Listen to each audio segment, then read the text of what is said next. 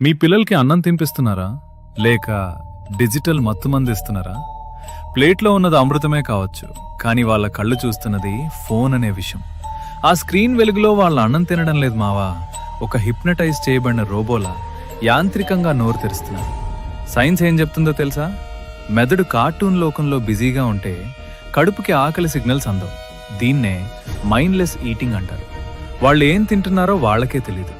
దీనివల్ల భవిష్యత్తులో obesity, diabetes మరియు జీర్ణ సమస్యలు వాళ్ళ శరీరాన్ని తినేస్తాయి.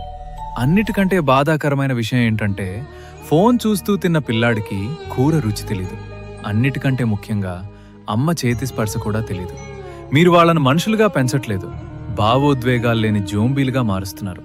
ఆ స్క్రీన్ మీ బిడ్డను మీ నుంచి దూరం చేస్తోంది. 2 రోజులు ఏడ్చినా పర్లేదు, కానీ వాళ్ళ భవిష్యత్తుని నాశనం చేయకండి. అన్నం తినేటప్పుడు నో గ్యాడ్జెట్స్ రూల్ పెట్టండి. వాళ్లతో మాట్లాడుతూ కథలు చెప్తూ తినిపించండి. ఆ బంధాన్ని కాపాడుకోండి. తల్లిదండ్రులందరికీ ఈ వీడియోని ఇప్పుడే షేర్ చేయండి.